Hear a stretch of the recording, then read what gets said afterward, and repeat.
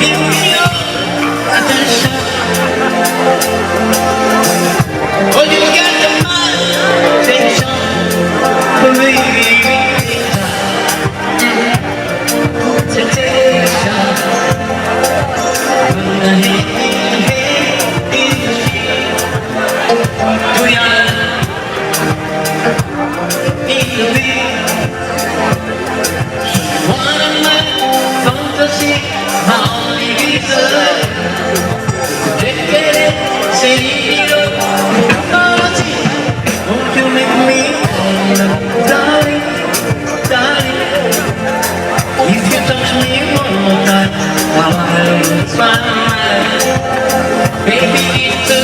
marching it, then we go slowly, 'cause I can't take it,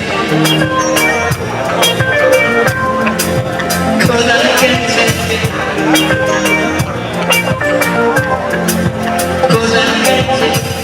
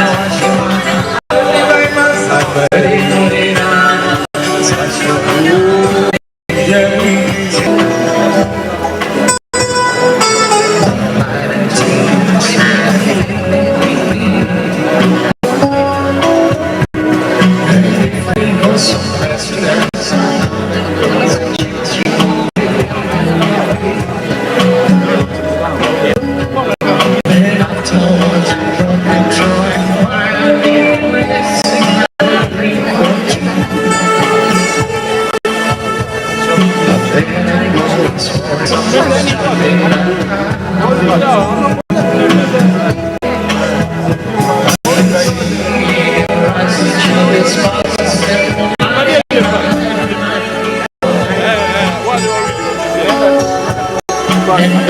just a mighty.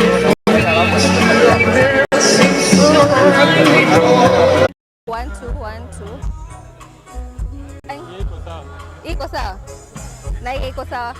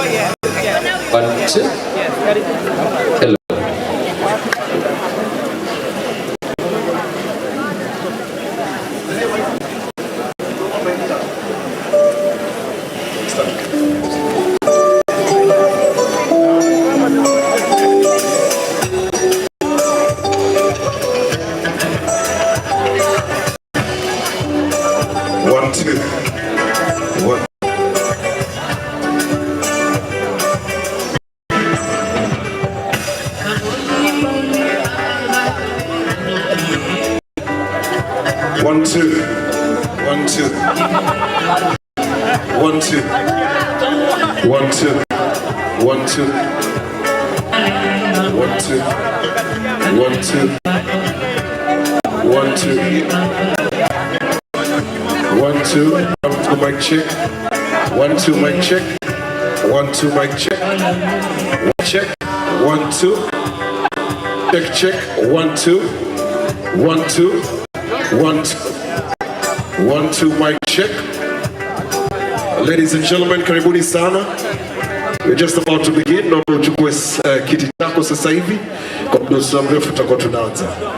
1 2 mic check.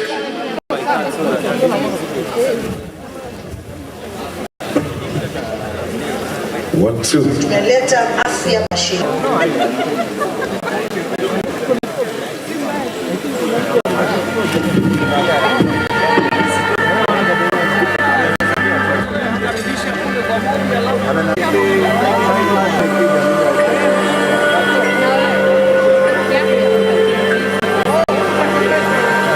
We've included the hotel or the fraternity and tourism as frontliners. So we've also finding way to expedite their vaccination because they're interacting with people and it creates kind of confidence. As a county, we have vaccinated a total of 22,000 residents with COVID vaccine. We are aiming to add another 3,000 from the hotel industry that will take us to around 25,000. And through these measures, we are optimistic that by the end of May, we'll see our curve going down. This exercise is going to mainly target frontliners working in our hotels, working in our restaurants, in our pubs. We are also going to look at tour drivers and also staff in various travel agents and tour operators here in Mombasa. It's an exercise which takes us as tourism safe destination, and that's why we're here, so that we start the process of ensuring that all the members of staff, minute we do it and we do it properly, we shall be sending a message to the world of our preparedness to be able to continue doing business. So we want to thank His Excellency, the Governor, for agreeing to work with us this journey. This is also a significant statement to all our guests and clients in terms of assuring them their health and safety remains our top priority as a county. All our hotels are actually adhering to all the protocols which have been set by the Ministry of Health. We've also felt that we have to find a way to cushion some of the businesses in Mombasa. We've told the hoteliers or the hospitality industry, from now henceforth, kitu naitwa bed levy will be suspended to a point where normalcy resumes, then we can relook at it. We have decided some of the fees to be waived by 50%, more particularly that depend more on biashara za kiutalii. We also decided to issue an extension SBPs to the very last 10 days of our fiscal year. Those that cannot come and pay fully, waje walipe kidogo kidogo, with a plan that will be regulated through the finance department.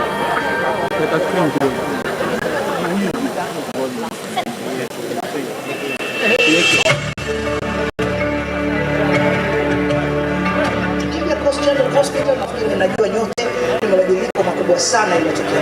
Yote ilibadilishwa. Mwanzo alianza na mwenyewe His Excellency the Governor alikuja akatoa Joho Foundation, akachukua one ward akaibadilisha. Kisha akaleta marafiki zake wote wakaja wakaiangalia hii ward. Wote kila mtu akachukua ward by ward na ikaendelea namna hiyo. So ICU imebadilika kabisa. Renal unit sasa hivi kuna watu ambao zamani tulianza na dialysis vile vitatu. Kabla ya devolution kwa hakuna hata dialysis.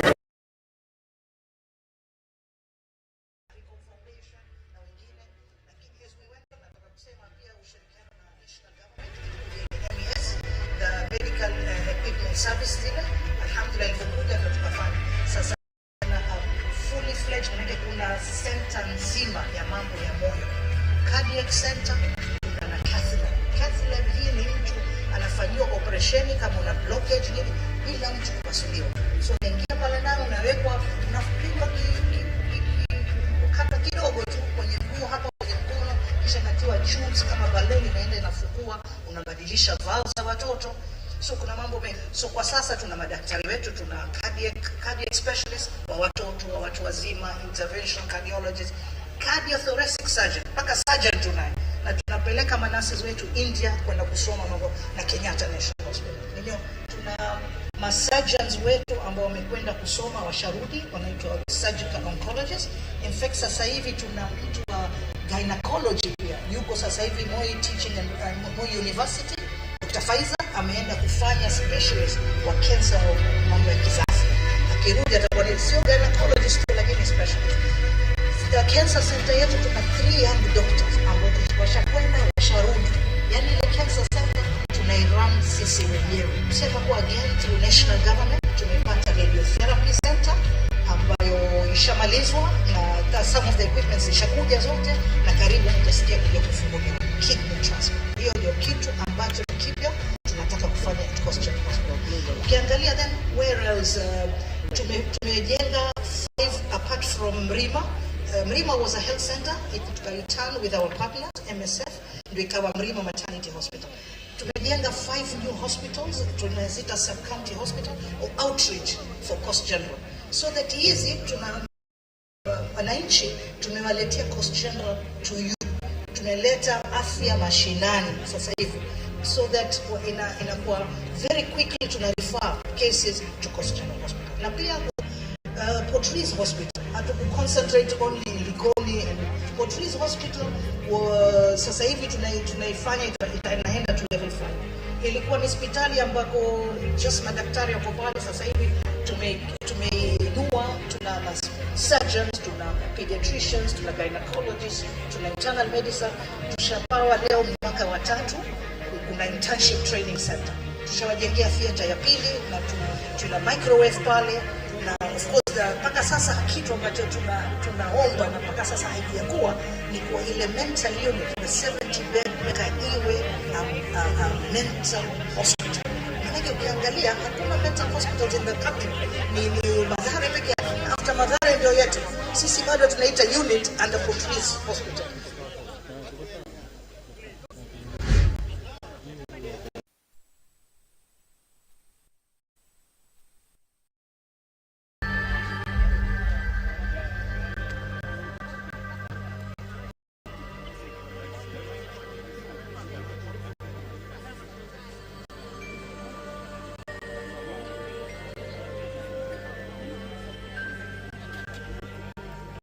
We've included the hotel or the fraternity and tourism as frontliners. So we've also finding way to expedite their vaccination because they're interacting with people and it creates kind of confidence. As a county, we have vaccinated 22,000 residents. We are aiming to add another 3,000 for the tech industry that will take us to around 25,000. And through these measures, we are optimistic. By the end of May, we'll see our curve going down. This exercise is going to mainly target frontliners working in our hotels, working in our restaurants, tour drivers, and also staff working in various travel agents and tour operators here in Mombasa. It's an exercise which takes us as tourism players towards being a safe destination. And that's why we have come in big numbers today, so that we start the process of ensuring that all the members of staff in the tourism industry, that we start this journey together. And the minute we do it and we do it properly, we shall be sending a message to the world of our preparedness to be able to continue doing business. So we want to thank His Excellency, the Governor, for agreeing to work with us this journey. This is also a significant statement to all our guests and clients in terms of assuring them their health and safety remains our top priority as a county. All our hotels are actually adhering to all the protocols which have been set by the Ministry of Health. We've also felt that we have to find a way to cushion some of the businesses in Mombasa. We've told the hoteliers or the hospitality industry, from now henceforth, kitu naitwa bed levy will be normalcy resumes, then we can relook at it. We have decided some of the fees to be waived by 50%, more particularly that depend more we also have decided to issue an extension, SBPs, to the very last 10 days of our fiscal year. Those that cannot come and pay fully, waje walipe kidogo kidogo, with a plan that will be regulated through the finance department.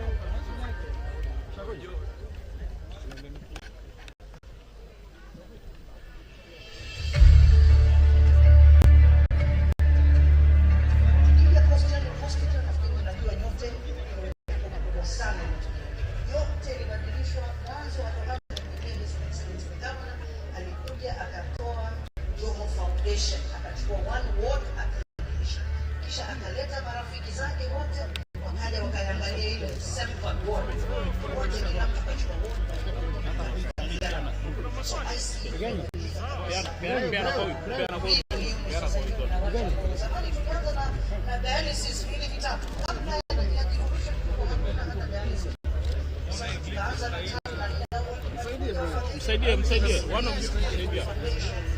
Nani boss video post?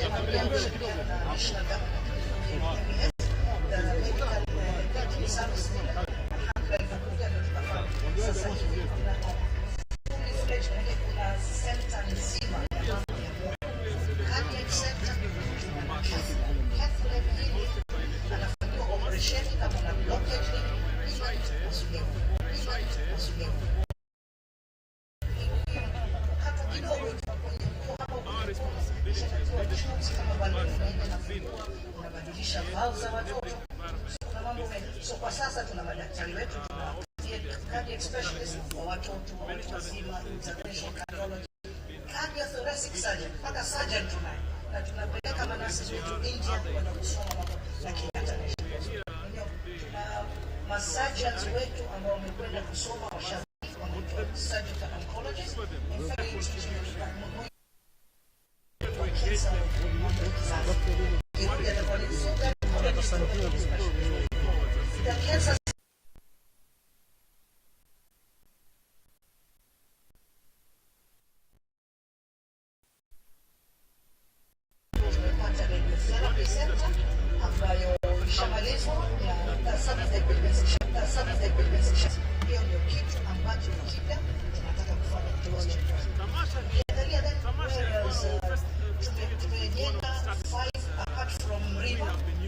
Morrell was a health center. It returned with our partners and hospital. Tunajenga 5 hospitals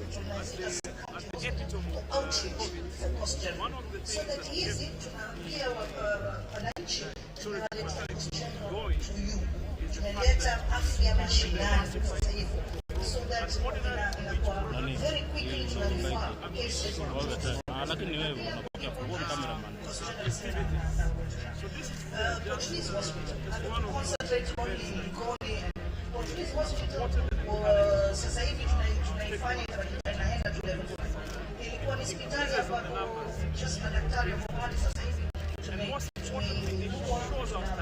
surgeons, tunakutana indicator. Tushapawa leo ni mwaka wa 3 na internship training center. Tushawajengea theater ya pili na microwave pale na of course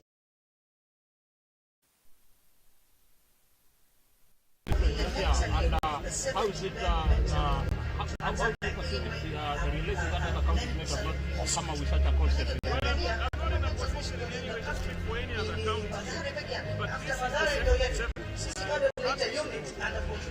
The chamber is actively involved with us as a council, and what I have seen is that from the first one to this one, there has been significant improvement, and that is what we are happy about. So we will encourage other counties to do the same.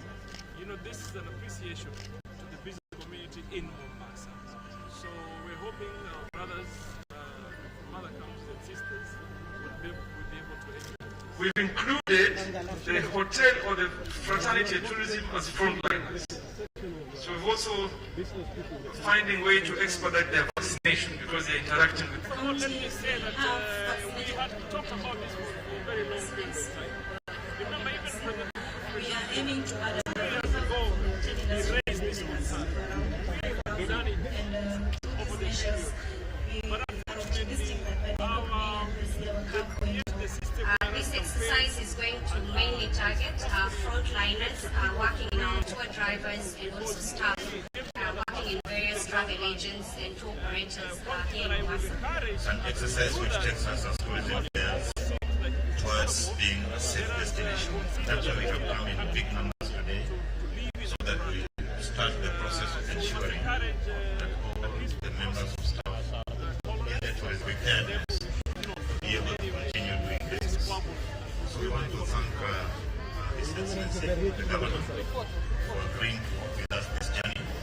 This is also a significant statement to all our guests and clients in terms of assuring them their health and safety remains our top priority as a council. All our hotels actually to all the protocols which have been set by the Ministry of Health. We've also felt that we have to find a way to cushion some of the businesses, of the hoteliers or the hospitality industry.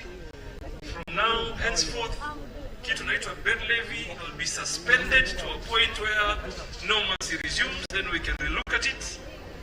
We have decided some of the fees to be waived by 50%, more particularly that depend more on biashara za kiutalii. We have also decided to issue an extension to the very last 10 days of our fiscal year. Those that cannot come and pay fully, waje malipe kidogo kidogo with a plan that will be through the finance department.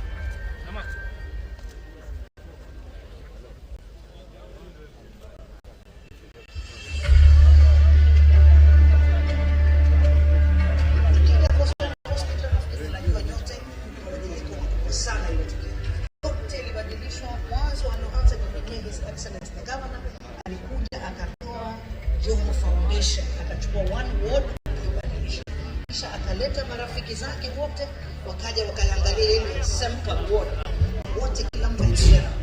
So I see imebadilika kabisa. Greenery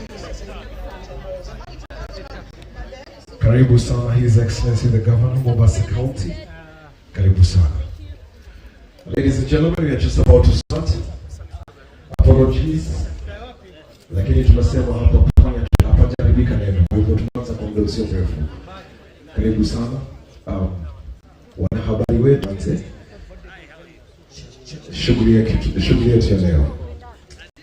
Here in Gala, we take our seats. Wherever we are, we take our seats. Check. 1, 2. We can take our seats. Start.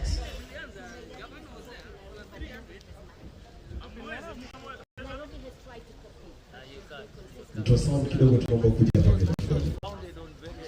Sasa wanahabari wetu tunataka kwanza kwa muda mrefu, kwa hivyo tunaomba to settle down. We are just about to commence. Asanteni sana. Waheshimiwa wetu nimeona mmefika, asante. Wanabiashara pia asanteni sana. We are just about to commence.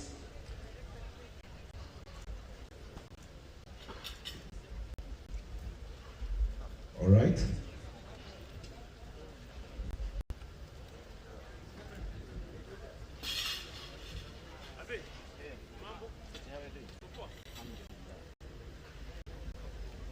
So ladies and gentlemen, karibuni sana. Karibuni sana. I'm going to be your host tonight. Mimi naitwa Chris the Bays, alafu nitakuwa na mwenzangu hapa, none other than Definitely, my name is Esther Ingolo. Karibuni guest, invited guests, ladies and gentlemen. Welcome to the Mombasa Business Awards 2021. Lakini kabla mjasonga mbele, ningependa sote tusimame ili tuweze kuimba wimbo wa taifa, alafu we're going to proceed from there. Kindly. Naomba tusimame. We're going to start with the national anthem. Then after that, let the games begin. Ladies and gentlemen, let's do it. Let's do it.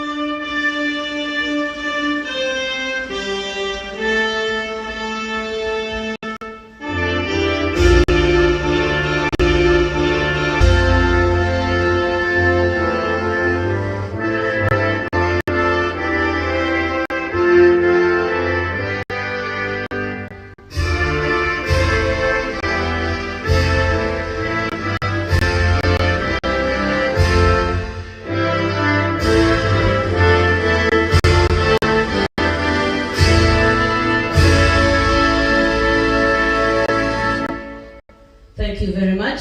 Tujipigie makofi alafu tukiwa tunaketi chini jamani. You may take your seats please. Jamani kuna upweke sijui tutafanyaje jamani. Tuko na furaha kwa sababu today is going to be happy, going to be an amazing day na bila shaka tukiwa kwa mwenzangu na Esther Ngolo tutahakikisha kwamba today is going to be a super day. Of course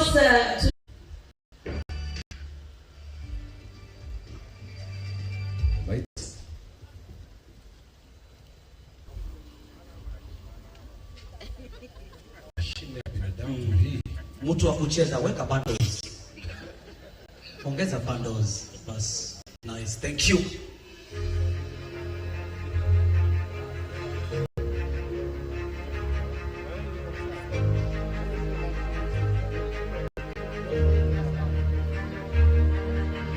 Mombasa is on a path to economic transformation. We are actually one of the fastest growing cities in Africa. With the recently signed Africa Continental Free Trade Agreement, we've actually just opened our markets to 1 billion people in Africa.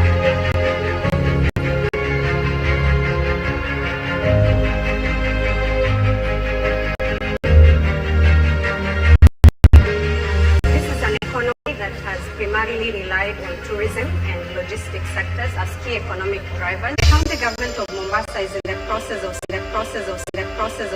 where we've set aside 500 acres of land to set up an industrial prioritized for implementation in this particular economic zone.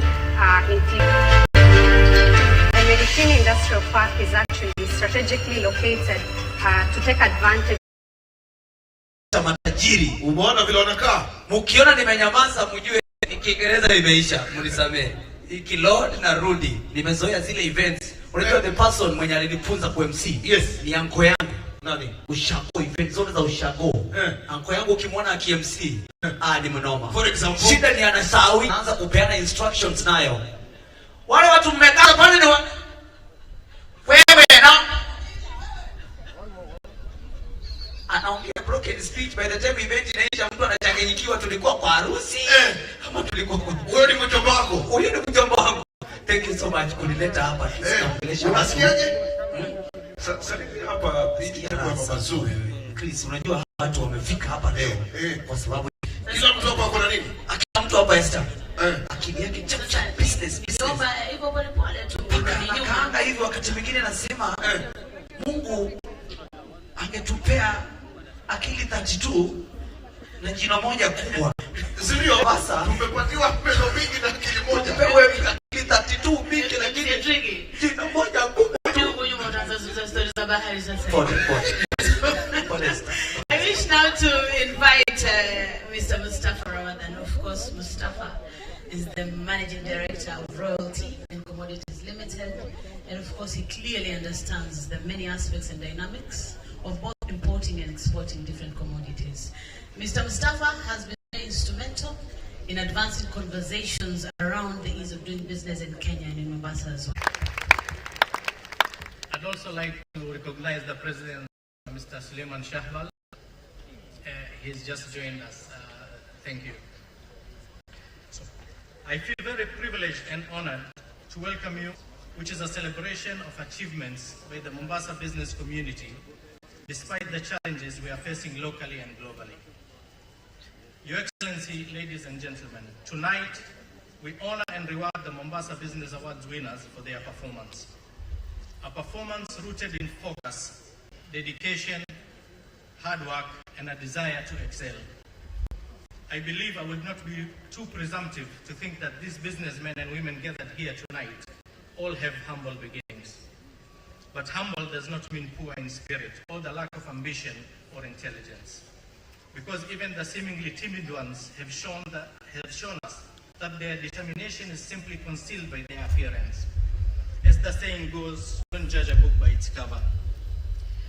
The Mombasa Business Awards was launched in 20th Chamber of Commerce and Industry as the first and only true business award of its kind that celebrates those who are building and leading successful and dynamic businesses.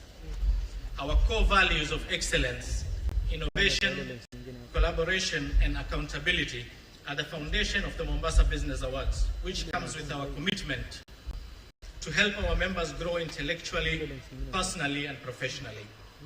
Since 2013, These awards have recognized over 140 entrepreneurs for their vision and achievement. Entrepreneurs recognized by the Mombasa Business Awards are more than simply high achievers.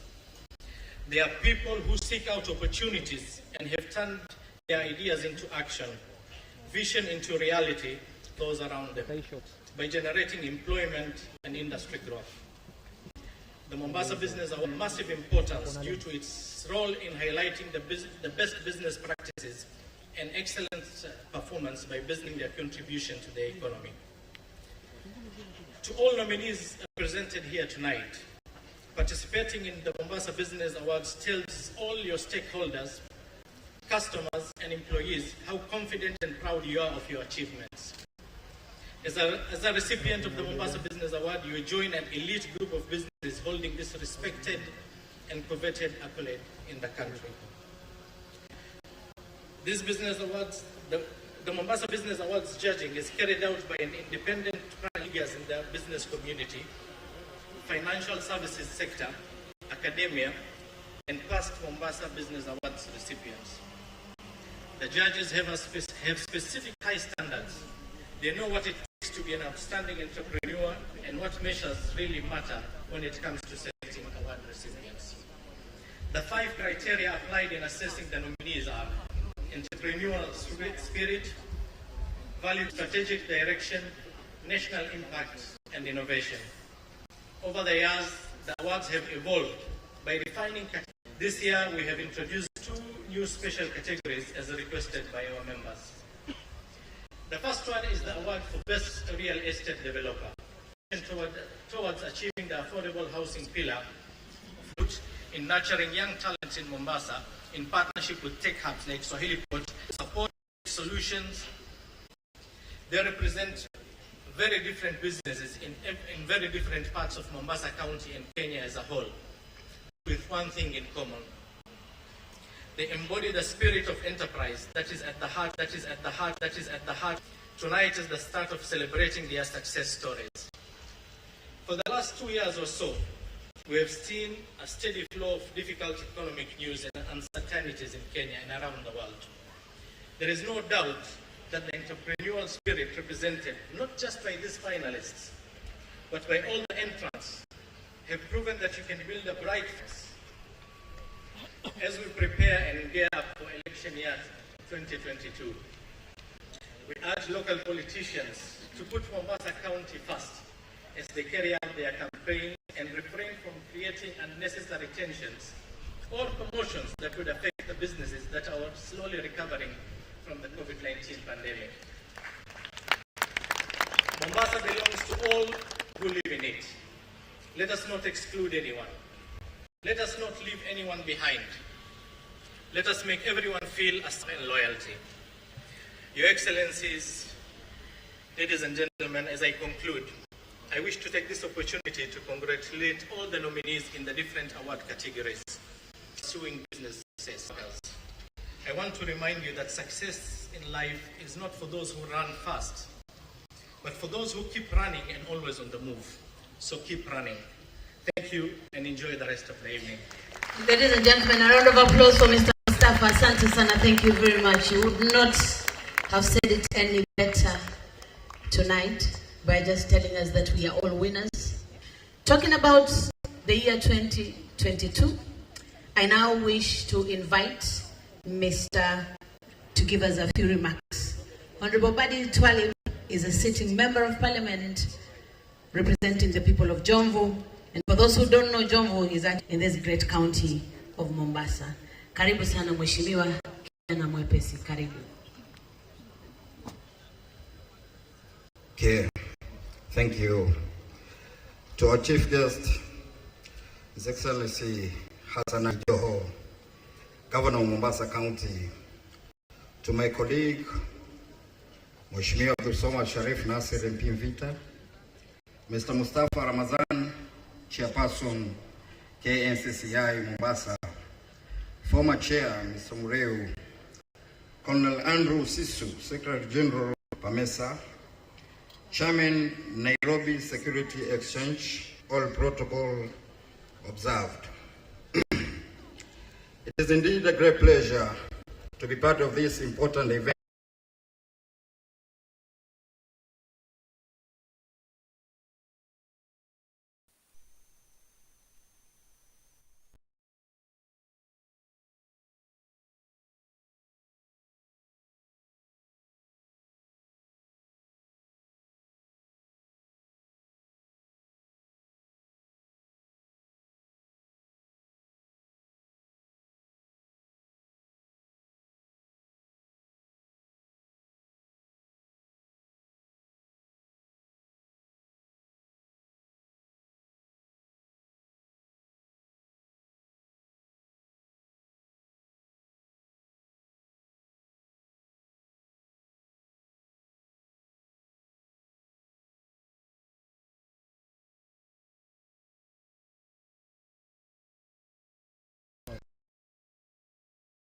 Country compared to our competitors from other neighboring countries. Mombasa has, is, and will always be the greatest gateway to the Central African region. The history of Mombasa as a business hub is as old as the city itself.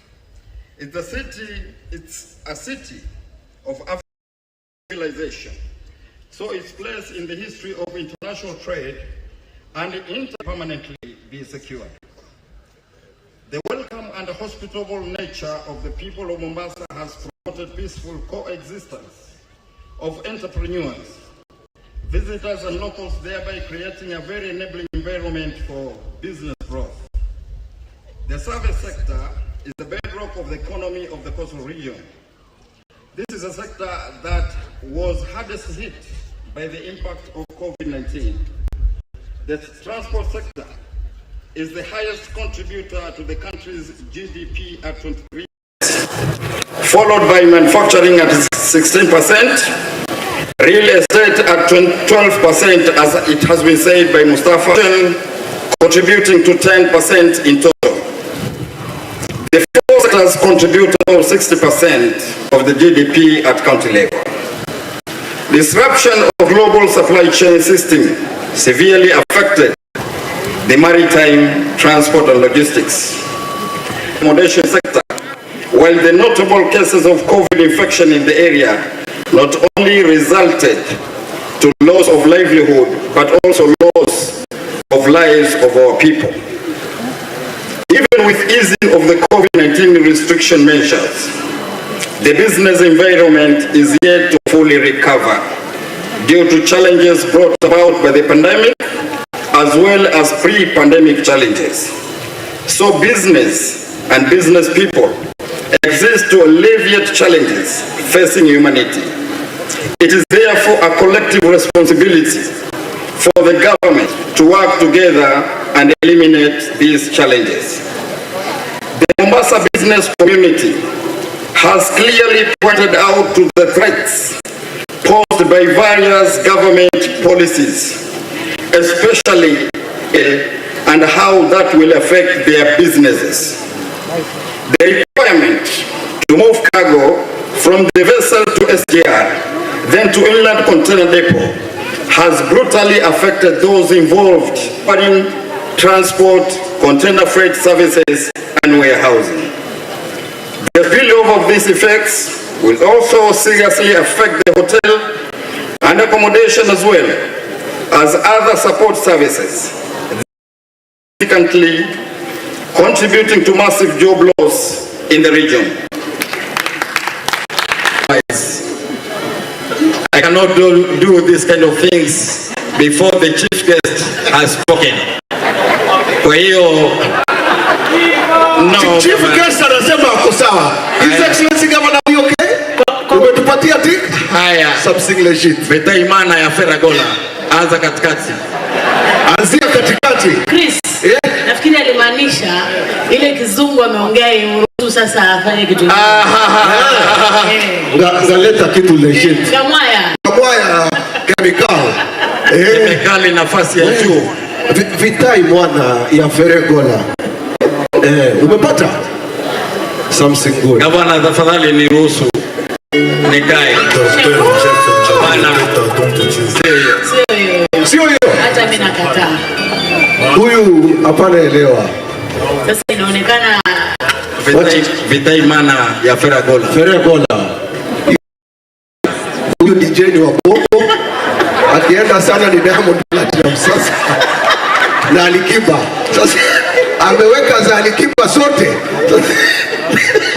Bolingo nangayo, salanga nayo bale. Asanteni. Wapi makofi wewe? Asante sana very much. Thank you very much Mheshimiwa. Asante sana. Kidogo umetuonyesha, najua siku moja utatuimbia kikweli. And our chief guest and distinguished guests, ladies and gentlemen, I now wish to invite on stage Colonel Andre Sisu.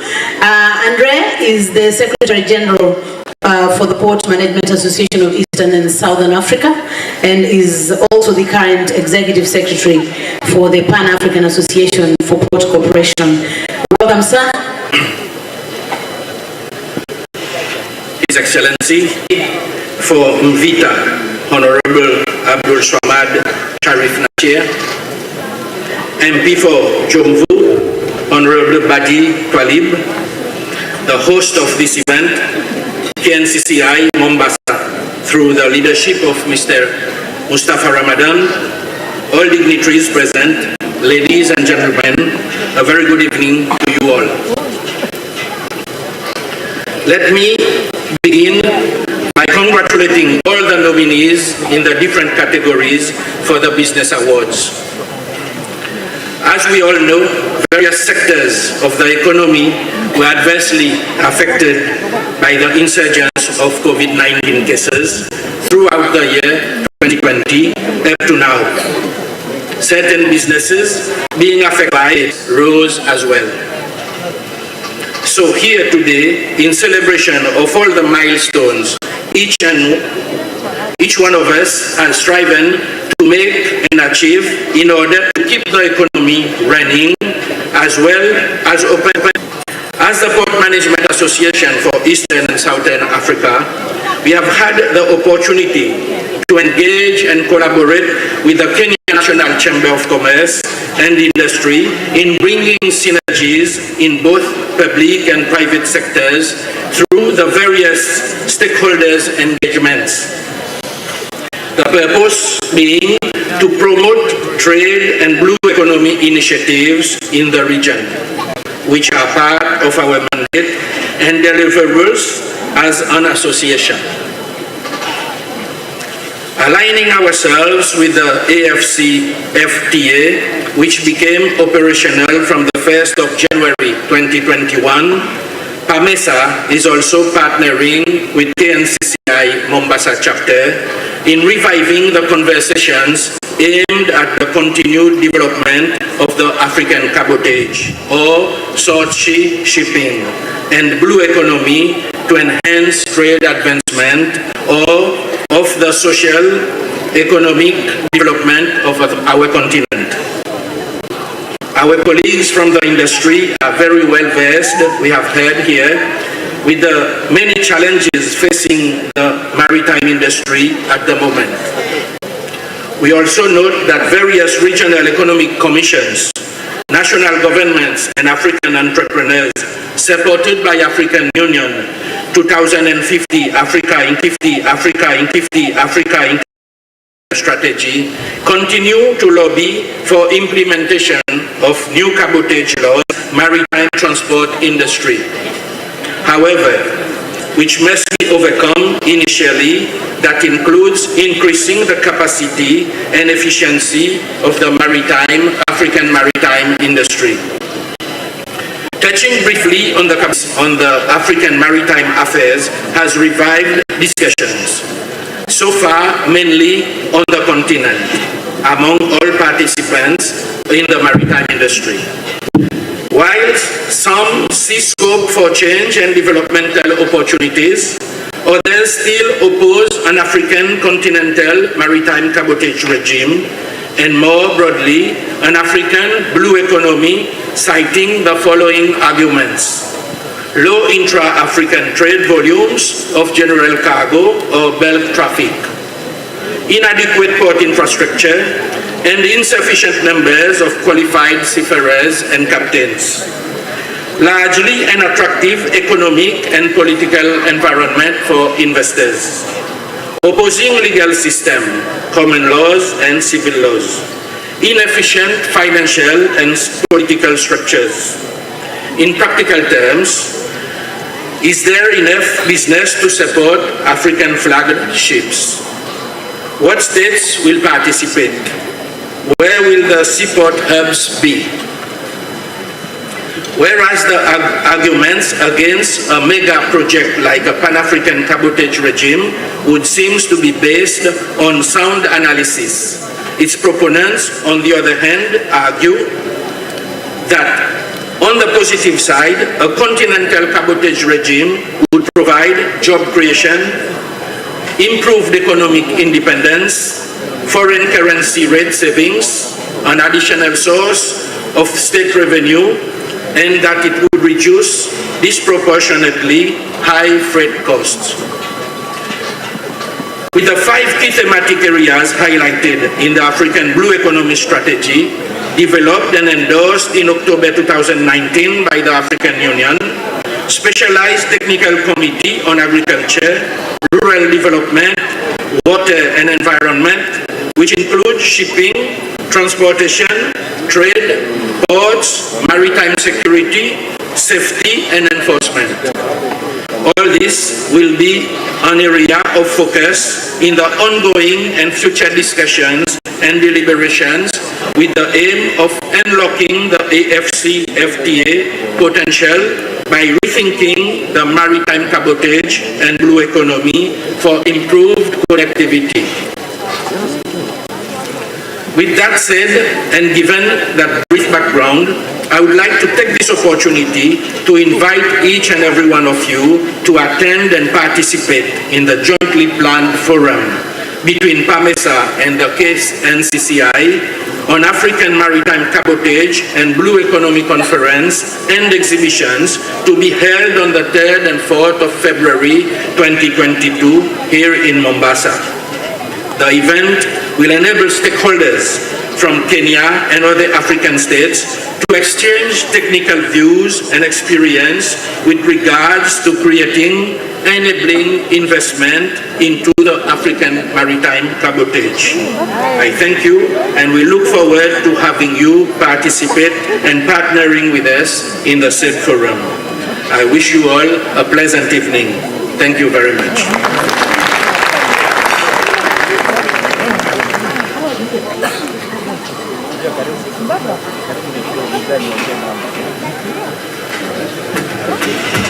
One, two. Oh, very good.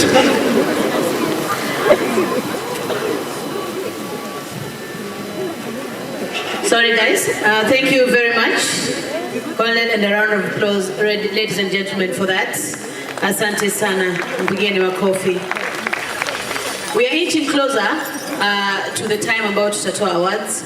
So I'd like to ask us to be a bit more patient, just a few more speakers, and then we go to the real business of the day. But on that note, I can see a few aspirants here wa mwaka wa 2022 haswa katika kuwania kiti cha ugavana cha Mombasa, hili jimbo wamejumuika na sisi leo. And so I'd like to take this opportunity to invite Mheshimiwa Suleiman Shahbal to come and say hello to your fellow businessmen. Karibu sana, thank you very much. A round of applause for Suleiman Shahbal. Thank you.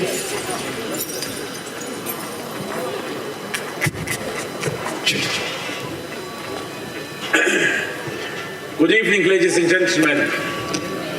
Your Excellency, Governor Hassan Ali Joho, Honorable Badi Talib, Honorable Abdul Samad Sharif Nasir, Mr. James Morrell, Madam Rukia, Madam Fatma, ladies and gentlemen, good evening. You know, I have to admit, Mustafa, you know how to throw a party. And this event seems to get better and better every year.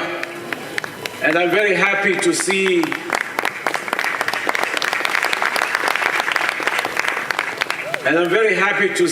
the entire business community of Mombasa has come out for this celebration. And before I got into politics, I was a businessman. So I understand a thing or two about business. And what I can tell you is that if you survived 2019 and 2020, that in itself is enough of a success. So congratulations to every survivor here. And I know that there are times when, as a businessman, you want to make money, but there are also times as a businessman, if you just stay afloat, even if you make a little loss, it's good enough. And I think 2019 and 2020 was one of those years. And I started to, as I was coming here, I started to reflect, if I'm given the microphone, what do I talk about? And today I just decided to say one or two things about the confluence between government and business, because that is perhaps the most critical part in a business community.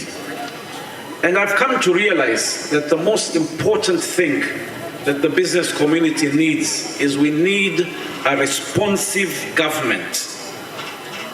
And I'm sitting here and I'm looking at my brother, Governor Hassan Ali Joho, and he's had a difficult time setting up the structures for the county government, the collection models, the systems, the procedures. And I think after he leaves, we're going to be the beneficiaries of the hard work that he has done. But as we move forward, it is important that government becomes responsive to the needs of the business community, because it is the businesses that drive everything else. It is our taxes that decide how this country should move forward and what is available. And I'm surprised sometimes to see politicians giving economic figures, flowery economic figures, without realizing that the reality on the ground is really bad. Okay, and I'm surprised to see some politicians are celebrating the big numbers that KRA has collected over the last few years, and we all know that the business community is suffering badly. So it's time that government started thinking more proactively about not increasing taxes, but how do we reduce these taxes to stimulate our economies? And more important, even at the local level, at the county level, Governor, I'm requesting you to consider lowering the fees and the licenses that the business community is paying. Because we're in a difficult situation. I don't think there's any business in Mombasa today that is really doing as well as it should. Second, it is important that we start thinking of having an entrepreneurial government, meaning a government that starts to think in a business way. And I congratulate you, Governor, because you started this with the social housing project. And we went into partnership with the county government to start doing the Buxton Affordable Housing Project. And that project will infuse another 6 billion shillings into this economy. Now imagine if we had 10 such projects, how much positive contribution the government would have made. So I congratulate you, Governor, and I know that there are many other things that you're looking at, and it's good. It also means that if we're going into an entrepreneurial government, it is also important that the private sector gets involved in government. What do I mean by that? There are a number of sectors that are directly affected by government policies. So as government decides its goals and its targets for next year and appoints a CEC to be in charge of that sector. For example, we have a CEC in charge of tourism. He defines and represents the policies of the county government insofar as tourism is concerned.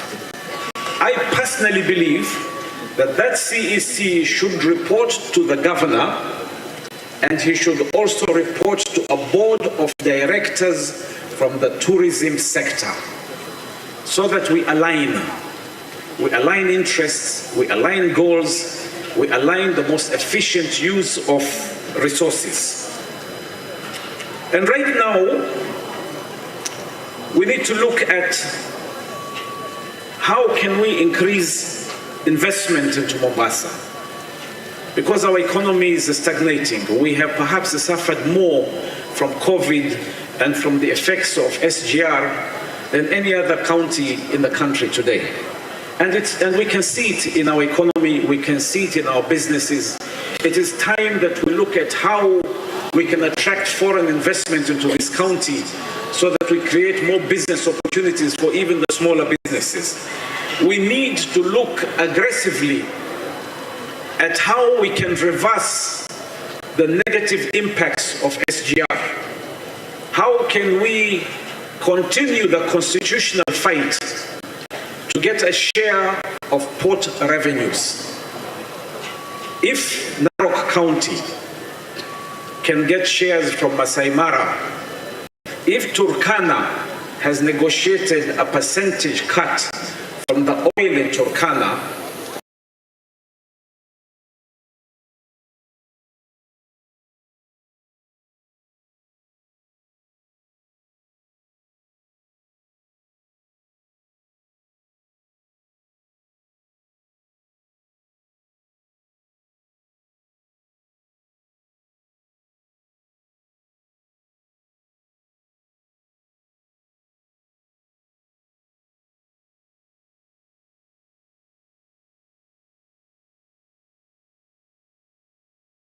is already starting to recover, and I think Mombasa will find its place in the sun again. So I congratulate you, I congratulate everybody here, and I want to repeat where I started. If you survived 2019 and 2020, you are a hero, my friend. Whether you win an award or you don't win an award, you are already a winner. Thank you very much, God bless you, and good luck. Thank you very much, Mheshimiwa. Asante sana. Na that is very important. Kama ulisurvive mwaka 2019 basi wewe ni star. Na pia kuna jamaa ambaye alisurvive. Kuna mtu ambaye alisurvive mwaka huu mgumu. Ladies and gentlemen, introducing to you the next guest ambaye alisurvive mambo magumu, my DJ. Wait, please. Ngoja kidogo, my DJ. Wacha mchezo bwana. Eh? Alisurvive. Umesikia Kiingereza inavurumishwa hapo wewe? So that is, umesikia Kiingereza vizuri? Wewe uzungumze Kiingereza. Huyo ni businessman, bibi yako. Businessman. Yeah, amesurvive curfew. Ah, nice one. Kiingereza tupu. Yeah. Na sasa nasikia ule next sasa. Ambaye sawa. Acha niachie hapo. Tuiweke? Esther alisema wacha tungoje tuone. Tumkaribishe kwanza. Ladies and gentlemen, DJ tumkaribishe kwanza huyo. Tumkaribishe kwanza alafu tu. Yes, mheshimiwa. Huyo mwingine asiingie. Ladies and gentlemen, nataka tumkaribishe none other than our mbunge wetu pale Mvita, pia anawania kuwa gavana. Kwa hivyo mwaka 2022 itakuwa mwaka mzito sana. Esther, nisaidie tumkaribishe gavana wetu. Karibu sana. Oh my goodness. Are we ready? Okay, take it now. Karibu. Asanteni. Mambo. You guys are doing well? My late father taught me, and he told me, don't try and speak to people when they're hungry, when they're eating, or they've just eaten. So I'll not bore you with a lot of words, but I will take the opportunity to remind you. As I was driving over here, I received a phone call. And when I received that phone call from a reputable organization asking me to be present on a certain date, and in part, when they sent me an email, they said, we're nominating you because of your input and the impact that you've had on the lives of people in Parliament. And then it dawned on me, and I said,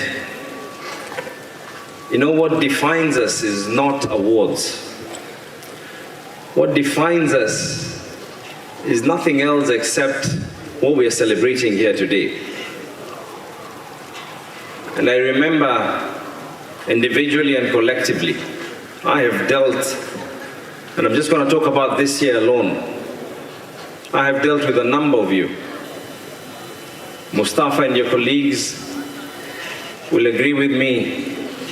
We had a sit-in where we started discussing issues to do with how this economy needs to be opened. I remember when we started targeting the SMEs through the MasterCard Foundation and how the Sharif Nasser Foundation partnered with yourself, where hundreds of people were able to benefit, and today they're back on their feet. I recall when I sat with some of your members here, and I had to push motions in the National Assembly to ensure that we do not have discriminate laws and regulations governing the public transport sector, where why is it that the SGR can be able to carry people on full capacity while buses cannot? Why is it airlines can be able to ensure that they push passengers from one point to another while buses and matatus were not able to? And we did this to conclusion. Issues to do with night transport. When some of your own members, the bus owners, approached me, and I'm glad we were able to push through with it. I've had representatives here from the port. I know that Kenya Ports Authority is one of our donors today, and we want to thank you for that. But I think one of the major issues that I have been able to push as well is talking about nothing else, but we do not wish to see the Port of Mombasa being privatized to any entity, because the Port of Mombasa does belong to the people of Mombasa. And when we started this conversation, I recall, and I was just talking to my brother, Honorable Badi, that some people actually thought that this is a conversation based on nothing else except politics. And some actually went ahead and said that no, we should not be talking about the Port of Mombasa belonging to the people of Mombasa. I remember when we started this particular conversation, and I'm going to take you a bit further away from this year alone. There was a time when we started this conversation, I remember being told that you're talking about this because you want the port to belong to Hassan Ali Joho. But we stood our foot down. Now, other than that, I heard Kifwa being mentioned. In fact, one of our directors is the director of Kifwa. One of the latest issues that I've raised in the National Assembly, and we will go to it up to conclusion, is the issue where KRA pins, and these are the details that we need to get into. Our celebration should not be based on staying afloat. Our celebration should be based on where we ought to be as the people of Mombasa. Mombasa did not grow out of anything else, but this is a logistical hub. When we have such laws that state that the KRA pin, if you have registered a company in Mombasa, then you can be able to collect your cargo here. But if you've registered your pin in Nairobi, go and collect your cargo in Nairobi. For no other reason, the buck stops with the SGR. We raise these matters when they try to come up with enforcing. And KPA is here, I'm sure they're trying right now and they're scratching their heads, they're saying, please don't go there. Then, the battle was converted into KRA. And believe me, we will win that battle as well. Because this is nothing else except the survival of our people. And this is the reason why, as I was driving through, and when I received that call, what defines us is not awards. What defines us is the things that we do that remain etched in the lives of every one of us. Your character is not built on the small things. Your character is not built on the large things that you rarely do. Your character is built on the small things that you constantly do. And that is what has been able to define myself and the people of the great city of Mombasa. When we have been able to not only come up with ways, but means to ensure that we put Mombasa to be where it should deserve. I've been very, very close friends. As a matter of fact, I've not just been friends, I've been brothers with His Excellency Hassan Ali Joho. We've known each other way before politics. But I've held him to account. There are times when the National Assembly has been able to summon various departments, when my views were that Mamangina Drive and the Jomo Kenyatta Public Beach had to be opened, and eventually they were opened. But this is what defines us, who we are. And there's a reason why. Facts and figures don't lie. When you're talking about the gross county product of Mombasa, which stands at about 206 million.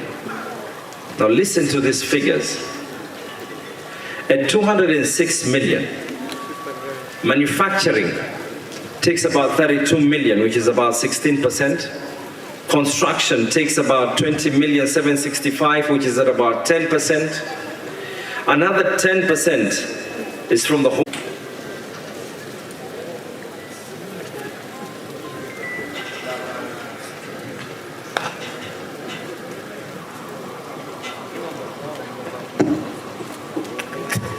Sorry, ladies and gentlemen, kidogo matatizo tu ya kawaida. Thank you very much, Mheshimiwa Abdul Swamad. A round of applause once again, ladies and gentlemen. And now we are just 2 gentlemen away to the time ambao tumekuwa tukisubiri sote.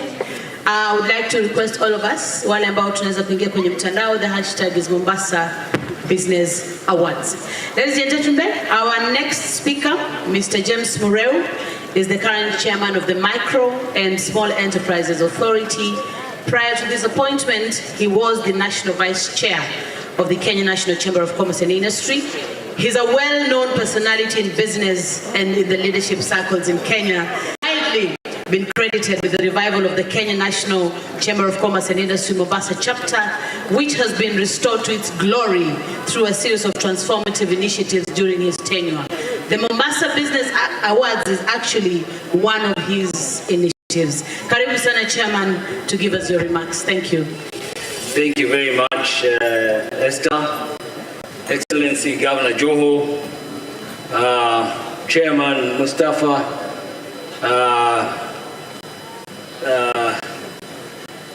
Suleiman Shahbal, Abdul Swamad. Kumbe hapa mnachoma macho kweli kweli, eh?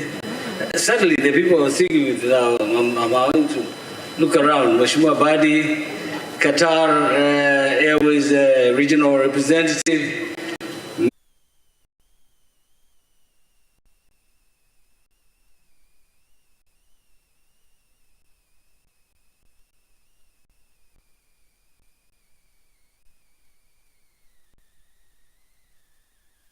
And lower to those who are taking over the reins from Governor Joho, you have a lot of work because it's easy to get to the top.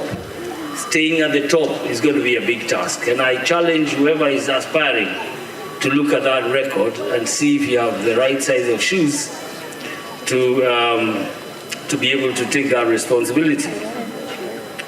Finally, as I wrap up, I would like to say that we must now adopt to this new normal. COVID-19 has taught us. We must adapt to these new changes that have taken place. companies are engineering themselves and really adopting to these new changes. I know a number of boards where we serve, after this working from home story went so long, people have actually opted and they find it more efficient to work from home and they are more productive. And so let us re-engineer our working environment so that working from home saves money for the worker and they are more productive. And I want to leave you with this quote, that when the music changes, so must the dance. Governor, you've changed the music in Mombasa, and people must dance to a new tune. Thank you very much, ladies and gentlemen. Congratulations to the winners. And those who have not won, I want to leave you with these words. No, the letter N and the letter O stands for next opportunity. Seize it. Thank you very much. Thank you very much, Chairman. Asante sana. Asante sana. Tupigie makofi Chairman kwa mara nyingine. Asante sana. Thank you very much, Chairman. All right. Right about now, nataka tumalize kuzungumza lakini lazima wa chief guest azungumze, si ndio? Yes. Are you guys ready? Tuko tayari? Hawa si kidogo wanalala hapa. Isio mzuka ya our next guest kabisa, haiwezekani. Haiwezekani kiwa hivi. DJ, nataka tusimame kidogo, let us stand. Kidogo tu, tusimame kidogo. Let us stand kidogo. Ati? Hey. Are you guys ready? Wala DJ. Wala nataka kujua. DJ. Naomba tukate. Wala DJ. Unajua wanamuita majina mengi sana. Yes. Wanamuita majina mengi. Kuna wanaomuita 001. Ati nini? 001. Alafu wengine wanamuitaje? Kuna wengine kama Nairobi. Uko Ukambani tunamuitaje? Ukambani tunamuitaje? Mbasu. So guys, are you ready? Are you ready? Yes, sir. Tiki nataka uende ulete Mbazu. Leo nikuje kama running mate wake. Kuja kama running mate. Why? Kuja kama running mate. DJ weka. Ladies and gentlemen, introducing our chief guest, His Excellency Governor Hassan Ali Joho. Welcome, sir. Welcome. Karibu sana. Thank you very much, sir. Wala DJ. Ladies and gentlemen, you may take your seats now. Wewe Tricky na Chris, nitauliza kwa nini muliweka muziki nikija? Kwa sababu tunakupangia kudance ukishuka, His Excellency. Ukishuka lazima. Karibu. Wanasiasa mkuwaona, mbona mkuwaleta dance? Basu. Asante. So good evening, ladies and gentlemen. Two things I want to begin with. One, I think we need to relook at our protocol. In the next event, the chief guest should speak first. The other thing is I want to differ a little bit with my brother Abdul Samad.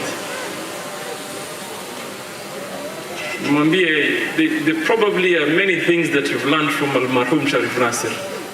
But this one of do not speak when people are hungry, I don't think you took it home.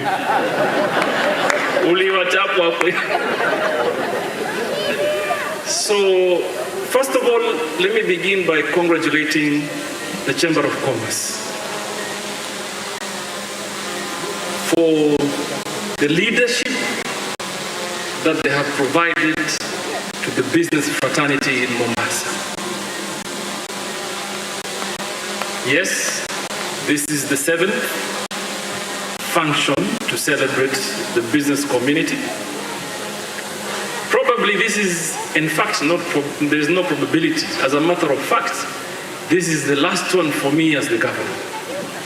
And I am happy and I'm excited that we consistently, during my time, this regime has supported this event.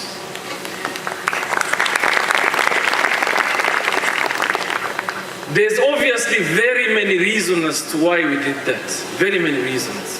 One, is that we get to interact. We get to listen to the views of the business people. And for us as government, like it has been rightly said, our responsibility is to be responsive to the demands and the needs of the people. All along, what we've been saying is that we want to create an enabling environment for you to do business. Government has a very simple role. Government is a facilitator. And that is why I'm happy to say that, and I can challenge anyone, those that are here and those that are not, there is no county that can beat Mombasa. We've completely killed the human interaction between us and the business community. Everything you want to apply for or access to, you either do it on your phone or at the comfort of your office on a desktop or a laptop. That, for me, that is a favor to give you service. So we have been able to completely do away with that. In Mombasa, you can get it online. And this is a journey we began a long time ago. And I'm happy today that a lot of the businesses are alive. My prayer is that Allah, inshallah, will enable you to continue to thrive. I know it's been hard. 2019, 2020 has been really hard. And even earlier, from 2017, when we began the conversation, and I'm glad it may be seen not so good that we are going in a near-end period, but I want to urge my colleagues, the politicians, that this now may be the moment, especially now that we are going through a transitional election, this now may be the moment for all of us to come together and leave our selfish interests aside and stand for Mombasa. The incoming regime of the airline, he is struggling to get another flight to come to Mombasa. Why are we even having such kind of a discussion? 2021. And therefore, as we're going to give out our votes, there has to be some specific agreements put in place for and on behalf of the people of Mombasa at large. And for me, this is a very serious business. I probably want, at the point, the moment of need, then we can all succeed. I know leadership is not easy, and I understand. When you are criticized, sometimes it is because you are in leadership.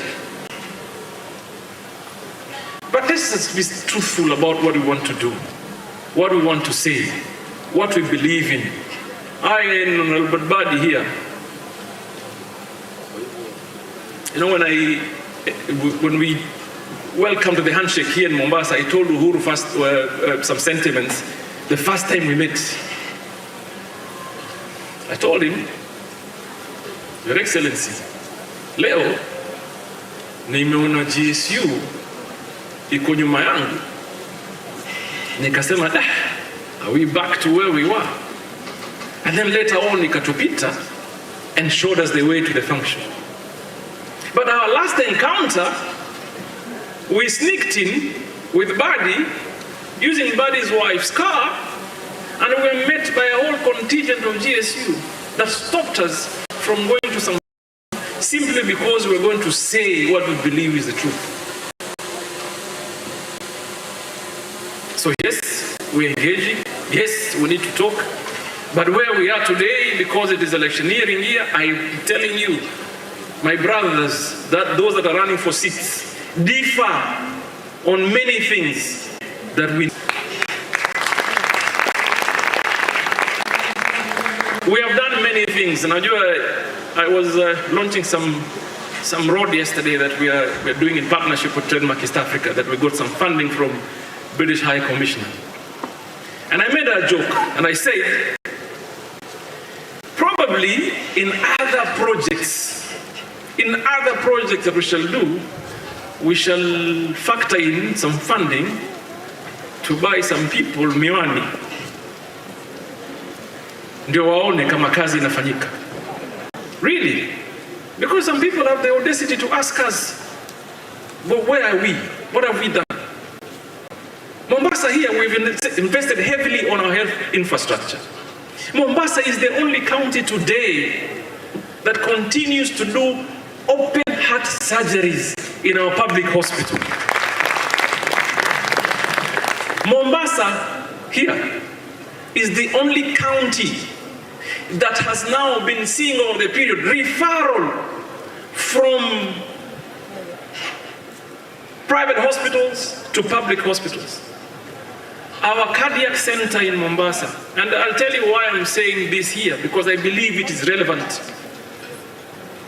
Our cath lab, or our cardiac center here in Mombasa is equipped to the level that it can be compared to only one more center in the entire continent of Africa. Hakuna kama hiyo.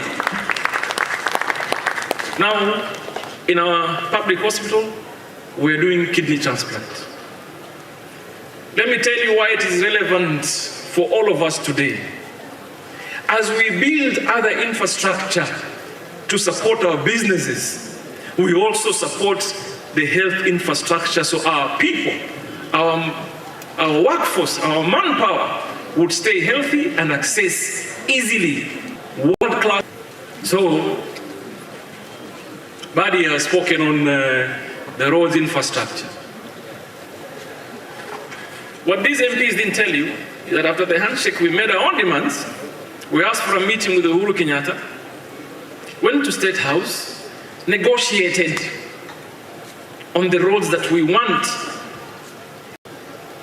Kibarani,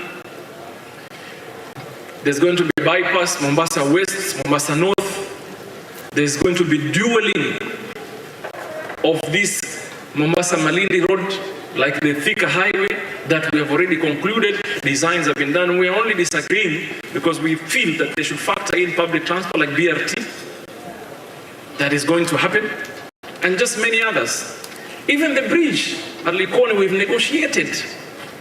And that's when we shifted. We're saying we're at a point now we don't need to speak at each other. Let us speak with one another. Because that way we'll make a difference and have a huge impact. So as we sit here today, I want to really appreciate each one of you.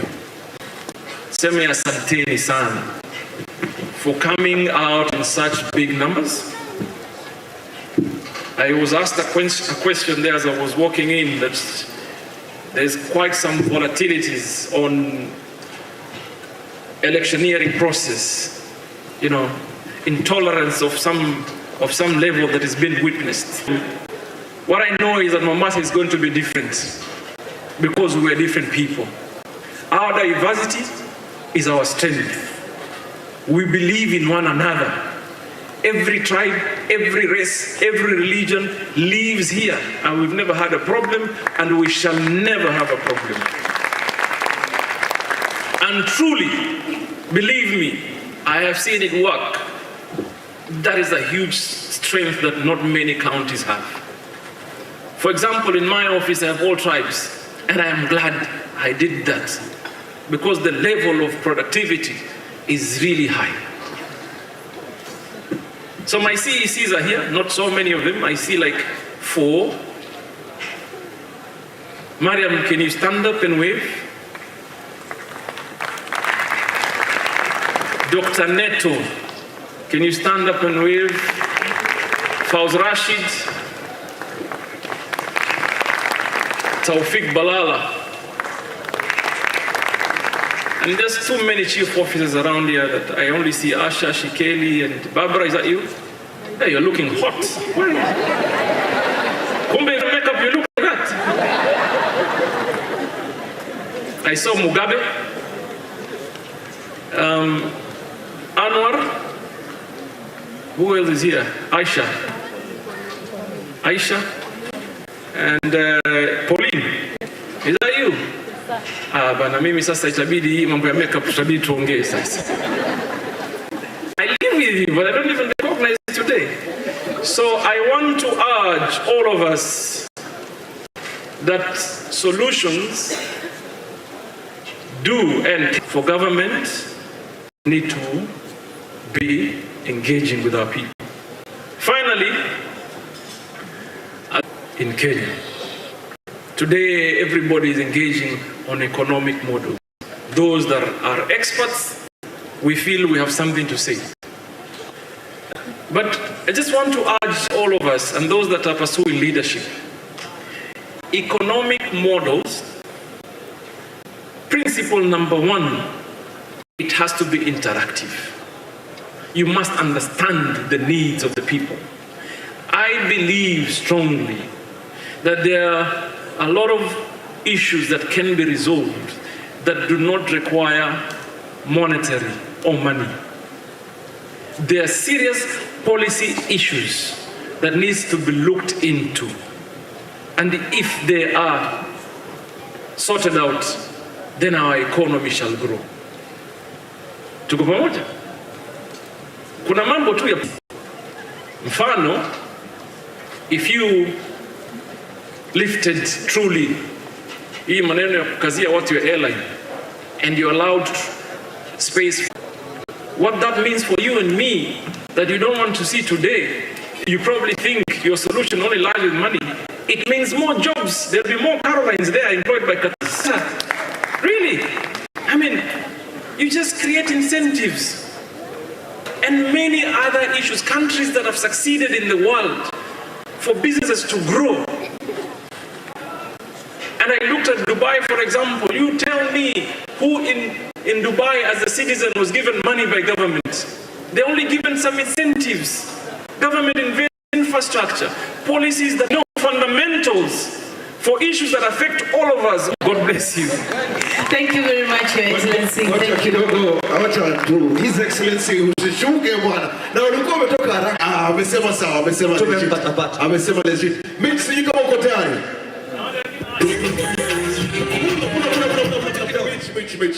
Hakuna haraka Ngoja kidogo, viongozi wetu jamani. Chief guest ameomba wale wengine ni wako. Itawalemea. Vita ready? Tuko tayari? Chief guest, kiatu tu. Hii kiatu ni rent yangu ya miaka 3 Nairobi. Vita ready? Are we ready? Let's go.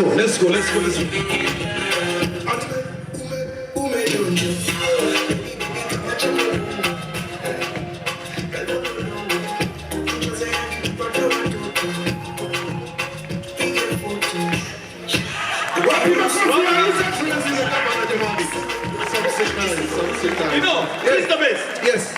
Let me tell you one thing. Our governor is a big orator. Unajua orator ni nini? Mtu anataka kuzungumza. Kiingereza anaipiga inatoka kwa dunia. Unaisikia vizuri? Kitu bwana, pigeni chief guest wetu makofi jamani. Thank you very much. So much. Unajua chief guest His Excellency Governor ni mwanafunzi wa nani? Mwanafunzi? Si tunajua mwalimu. Sasa shida ni mwalimu wako His Excellency. Mwalimu wake wa His Excellency Governor Hassan Ali Joho. Ladies and gentlemen, DJ tumkaribishe mwalimu tafadhali. Wachilia. Weka tu ngoma yote hata kama ni genge tu. Hata kama ni genge tu. Dance style ni ile. Above the head. Dance style ni ile tu. Dance style ni ile. Wachilia tu. Huyo mwalimu. Kina oye. Uzuri wa mwalimu wa gavana, hata akikuahidi nini kwa siasa, hauwezi mkujia baadaye umwambie wewe hapa kuna kitu ulituahidi hukuleta. For example, akikuahidi kitu tu, vijana oye. Mimi kichagua mimi tena kutanzania sasa. Vijana oye. Ndawili. Tega. Hata Mombasa ukimchagua mimi. Nitaenda tingizeni sasa. Utarudi kuitisha baba nini? Utaitisha baba nini? Thank you very much, MC Tricky. Uko vizuri, bro. Uko vizuri. And now we are going into the other part of this night where we get to know the Mombasa Business Awards 2021 winners in the 24 categories. Are you ready? Yes. I now invite you to just watch a short clip on one of the newly introduced categories in the Mombasa Business Awards. To play the video.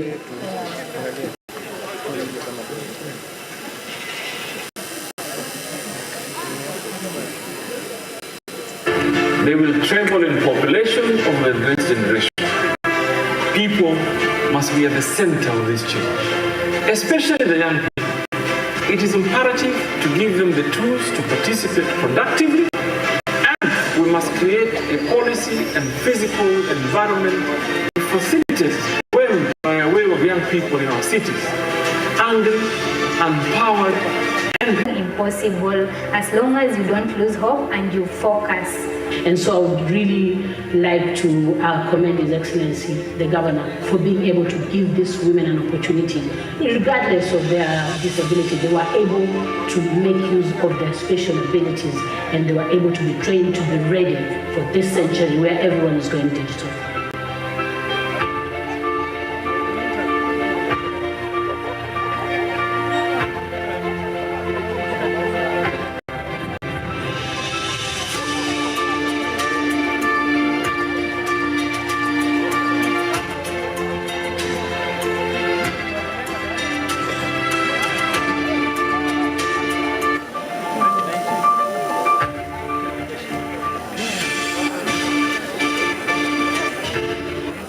Proud and happy, ready and confident to face the world, no matter what challenges may come along. Thank you very much.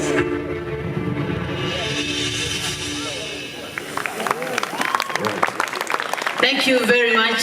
That was a video, of course, of one of the newly introduced categories in the Mombasa Business Awards 2021. And of course, it comes on the backdrop of today being the International Day for Persons with Disability. I now want to call upon Mr. James Morrell to help us present the first 3 awards. Mr. Morrell will be presenting the following awards: the award for the best small business, the award for the most promising startup company. Mr. Morrell, kindly, you can just walk up the stage. And then, of course, the award for the most innovative startup. Ladies and gentlemen, tutaharakisha kwa sababu najua tunahitaji kutia ndani. Kwa hivyo tutaharakisha. Chairman, karibu sana. Thank you, sir. Thank you, sir. Ladies and gentlemen, tutakuwa tunasaidiana hapa. We're going to start with the award for the best small business. Chairman, confirm kwamba haujui, wewe tu una mic. 1 2. All right. Wamezima taa. Oh, sorry, wamezima mic. Put your microphone.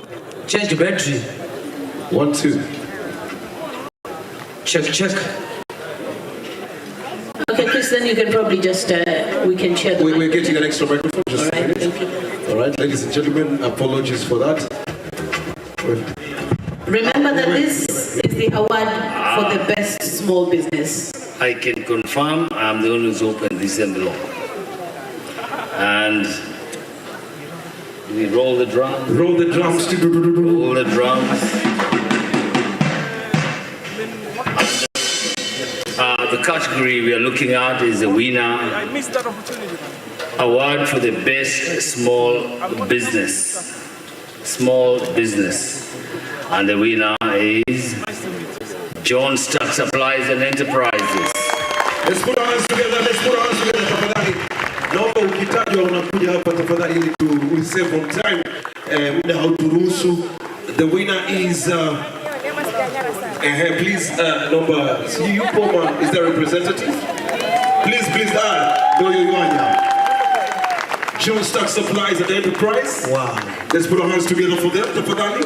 Naomba mpigie makofi kwa sababu pia wakati wako utapigiwa makofi. Very good. As we prepare and wait for that, kindly the team prepare the award for the most promising startup company. It's okay. Oh, sorry. Karibu baba. Thank you, Sijini kusaidia jamani. Very good.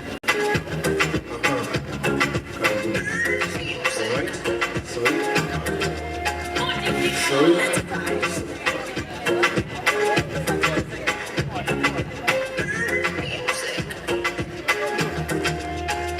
piga picha tafadhali. Thank you very much.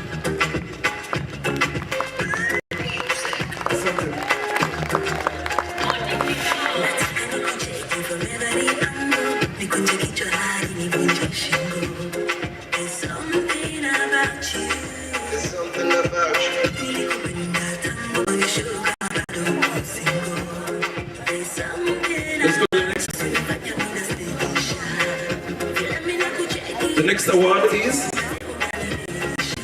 This award is for most innovative tech startup. Wow. Innovative tech startup. COVID-19 taught us things. Drum rolls. Drum. And the winner is Stock Up Limited. Put our hands together for Stock Up Limited, ladies and gentlemen. Thank you very much.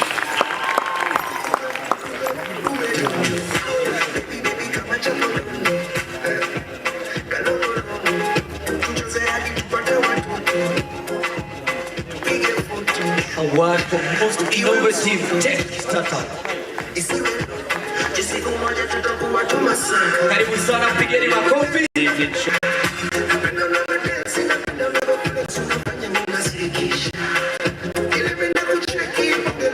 Congratulations, sir.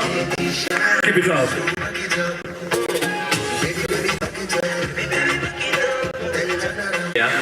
Dr. Anatoly Kovalenko, the honorary consul, the Kenyan honorary consul to Ukraine, to help me give out this award. Thank you. Welcome, sir. Where the Ukraine? Piga suti. Where the Ukraine? Nyonga tai. Kiatu ni kioo cha jamii. Thank you. While opening this envelope, I want to say a few words. A compliment to Mombasa business and to His Excellency Mombasa Governor. I have the honor to represent this country in Ukraine for already 12 years. And 12 years ago, very few people knew about Kenyan business in general and Mombasa business in particular. But now Mombasa is a shining star in Eastern Africa business. I'm really honored to be here. And award for the most preferred training institution. Drum rolls. And it goes to University of Nairobi, Mombasa campus. Wapi makofi, ladies and gentlemen. Asante sana. Naomba tuje tuchukue zawadi basi.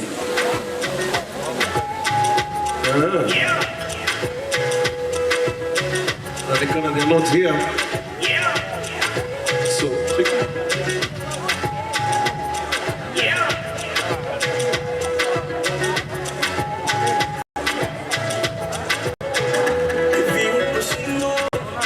If they are not here, I request one of our directors to come and receive it on their behalf. Dominic. Thank you. Thank you.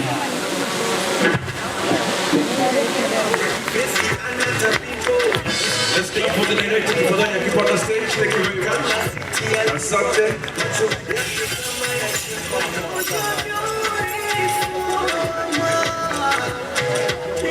Watu wa kamera focus vizuri. Itokee kama amepigwa picha ya kuwin tender. Bas.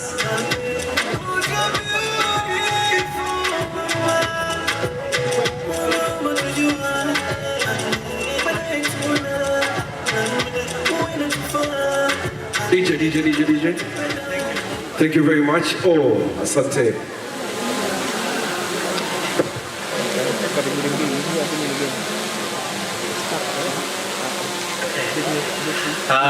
For this next award, again, I have another guest.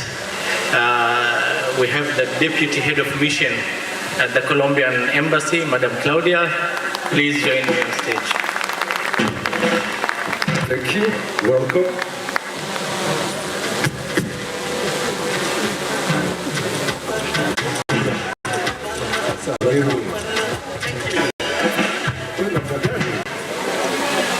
Mustafa, Governor, all this wonderful business community. I'm so happy and proud to be here celebrating with you the spirit of the entrepreneurs, the companies. Thank you so much. Congratulations to all.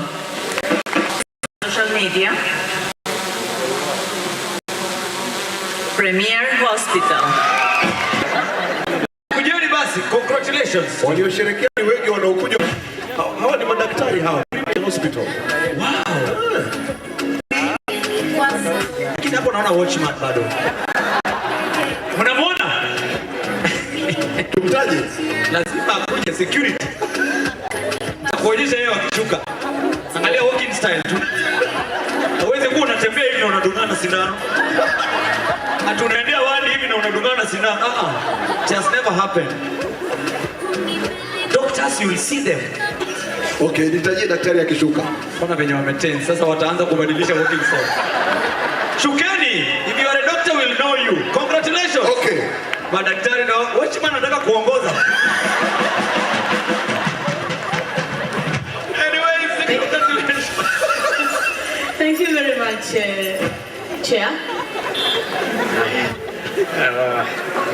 For this other award as well, I'd like to invite Mama Rokia Rashid to join me on stage. Karibu.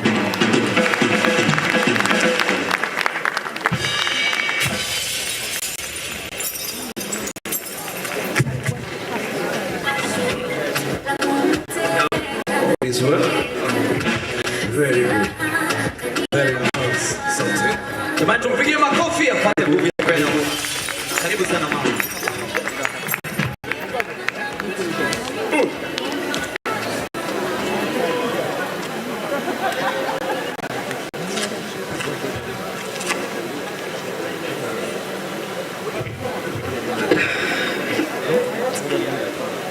Award for the most preferred transport company. Sidoman Investment and Transport Company. Congratulations. Naomba tukuje haraka kwa sababu hatuna muda, hata mmoja akikuja tushukuru. Asante. Jo. Sasa unafanya kila mtu anapata shida kutembea. Pole hao wana shida hao. Sina transporter. Hao sina makanga.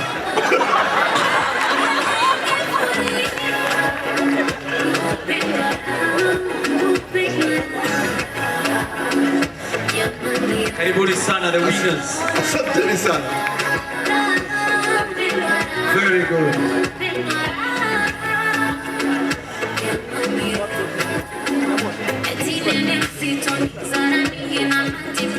Thank you very much.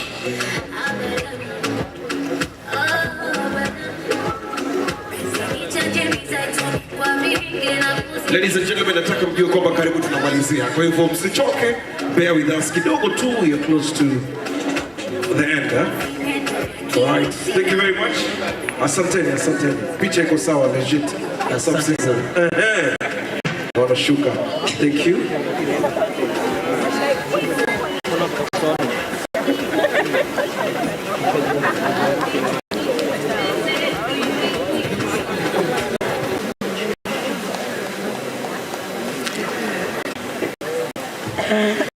Award for the best car dealer in Mombasa. And if you've won this award, unipatie gari ya Morrell ya campaign. Kushi Motors Limited. Wapi kelele ya Kushi Motors Limited? Drafts to the roll. Wow. DJ. Best car dealers. Hawa Mombasa Business Awards 2021. Wacha tuone the best car dealers. Mahindi. Angalia ni yetu hii. Angalia, nilikwambia. Hii naoni yetu hii. Tuende hii ya mahindi. Congratulations guys. Asante. Alafu wanaume hata wasaidie warembo kupata mafuta. Congratulations to them. DJ, piga picha ipigwe. Tunaomba tupige picha tafadhali. Oh. Very good. Atinani vile?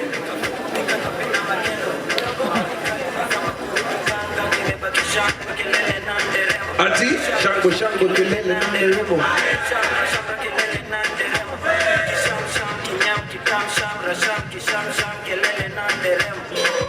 Very much. Thank you very much.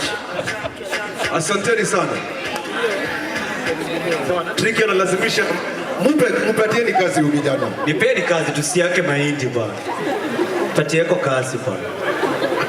Ugali wakisagi. Congratulations. Asante. Thank you very much, guys. The winner for award for the best real estate developer, Fair Deal Properties. Wow. Hawa sasa ni wana Fair Deal Properties. Naomba kama tupo tupande haraka, kama tupo tutasonga mbele. Fair Deal Properties. Tricky, take the award for Fair Deal. Wanakuja ndio wale. Fair Deal Properties. Oh, ndio wale. We, mudatiri wewe usiki la Fair Deal kabisa. Oh.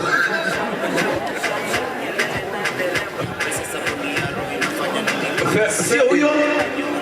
Huyo hata usiki la mambo ya majufa kabisa. Fair Deal Properties. You see? Yes. Hao ikida tangekaa. Huyu pia. Yes. Very nice. Congratulations. Asante. Tusimame tuangalie picha, ladies and gentlemen. Thank you very much. All right. We almost done, Esther. Thank you very much. This is the last one. Another kupatia simiti. Very good. Enda pale. Umedonjo. Aya, umedonjo. Picha ipigwe.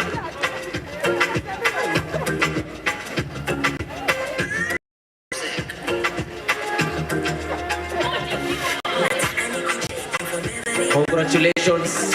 Thank you very much. Naomba tumpe kesi yake tafadhali. Kesi. Oh. Very good.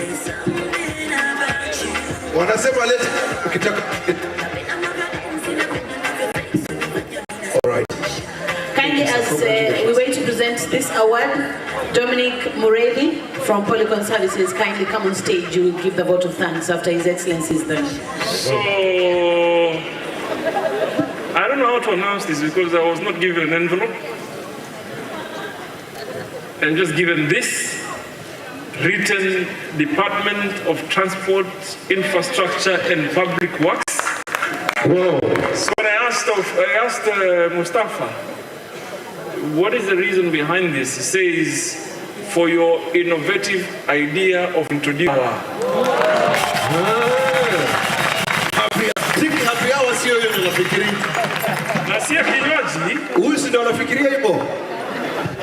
Nashindwa. Happy hour. Jamani, hakuna department hata moja. Ndio huyo. Wapi makofi? Very good. Thank you very much, sir. Wako wengine wana uniform. Karibuni. Wako wengine wana uniform hapa. Juzi nimemwona huyu akinua mtu. Wacheni kuogopa bana, tujeni. Alafu ungeke Yerusalema tukiendeleanga. Yerusalema tukiendeleanga. Yerusalema. Hauna. Ngoja kidogo huyo hapo. Ngoja mkubwa pande. Asante. Yerusalema kuja. Hey. Ladies and gentlemen, Mombasa Business Awards 2021. Yerusalema. Wewe.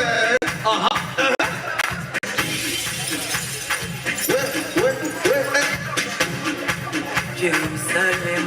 Pull up DJ. From the top. He answered. Mr. Chakao. Hey. Let's go.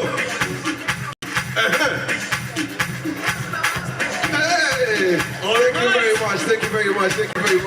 Thank you. Congratulations, guys. Thank you very much, Your Excellency. Kindly don't go down the stage. I would like to call upon the chairman, also members of the Parliament, Mr. James Morrell, Mr. Suleiman Shahbal, kindly to come on stage so that with all All award recipients, wote ambao wamepata awards, popote pale ulipo, naomba mje na award, not the certificate, kindly come with the award. Msije timu yote. Yes. Just a representative. Just one representative. Just the winner of the award, please. Yes. Ile sako ujipange. Sako.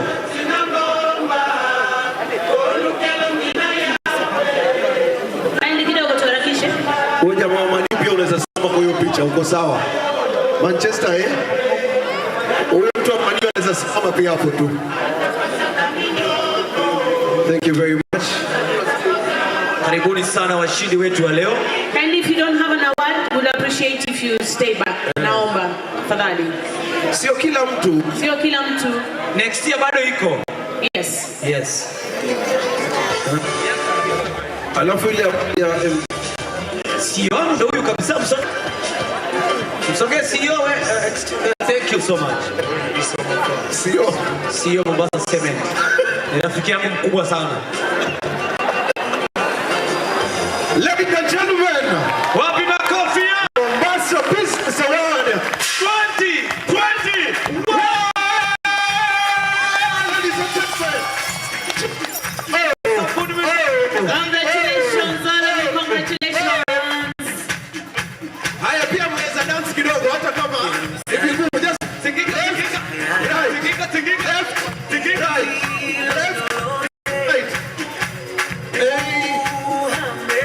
Yes.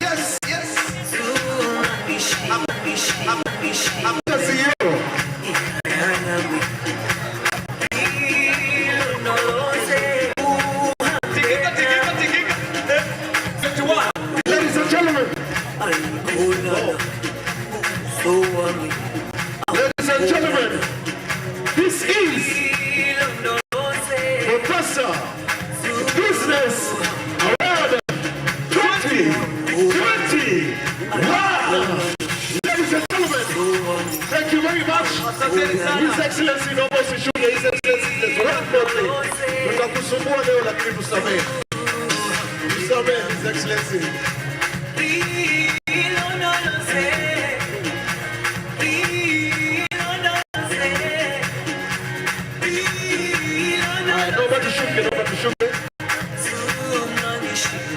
DJ, can you just put the music kidogo tuendelee, please? All right.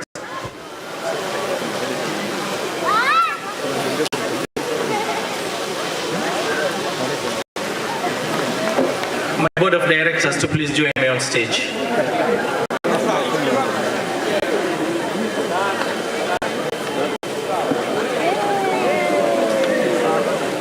Kindly the board of directors, naomba tukue na mbio kidogo.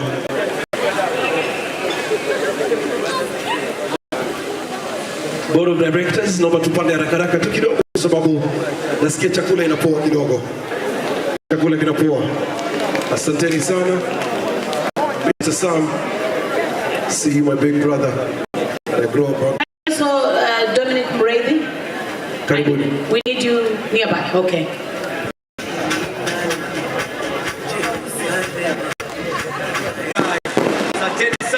Asante sana. Thank you very much. I want to take this opportunity. Wewe watu wa nini sasa, wacha tuwache mtoto sasa. Wewe unani leo? Anapiga bado. Thank you so much. You're doing a good job.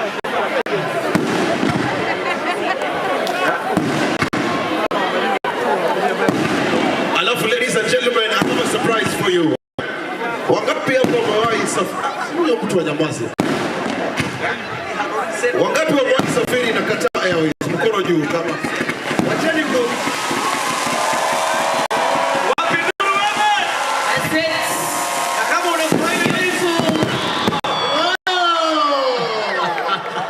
Just keeps getting better. kama unafurahi hiyo kitu, jua bado kuna utoto.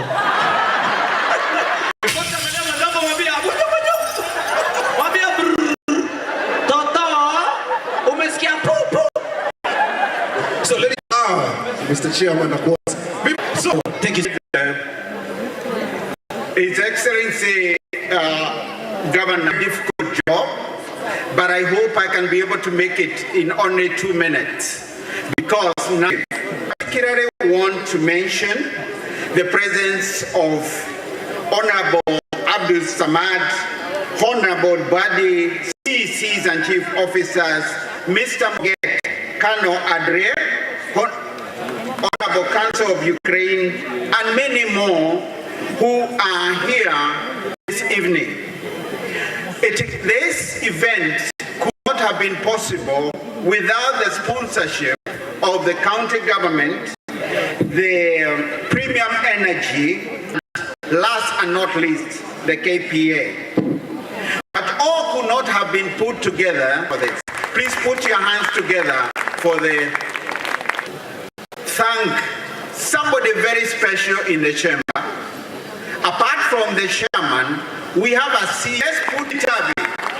As you come here, Boja, Billy, Tena, Kitabi, Asante, Joe, Tuenawewe.